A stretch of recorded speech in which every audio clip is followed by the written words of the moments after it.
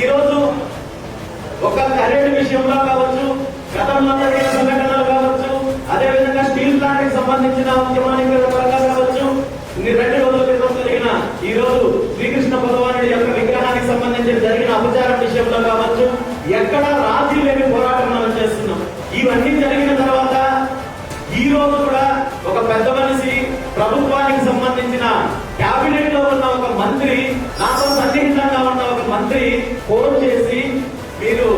చాలా dangerous game ఆడుతున్నారు, ఈ రోజు ప్రభుత్వంలో చెలగాడు ఆడుతున్నారు, మీరు గతంలో కరెంట్ విషయంలో ప్రభుత్వాన్ని ఇబ్బంది పెట్టారు, నిన్న విశాఖపట్నం వెళ్ళి స్టీల్ ప్లాంట్ కార్మికులకు మద్దతుగా ప్రభుత్వానికి వ్యతిరేకంగా మాట్లాడారు, ఈ రోజు విగ్రహం విషయంలో ఒక సామాజిక వర్గాన్ని హత్య చేశారు,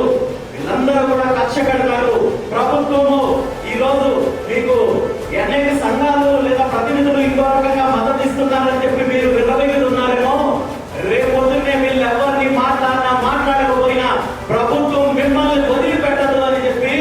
నన్ను హెచ్చరించే ప్రయత్నం చేశాడు, నాకు వార్నింగ్ ఇచ్చే ప్రయత్నం చేశాడు. నేను ఒక్కటే చెప్పాను, నా పోరాటంలో నిజాయితీ ఉంది, నేను ఒక ఆశయంతో ఒక లక్ష్యంతో ముందుకు చేస్తున్నాను, ఇలాంటి బెదిరి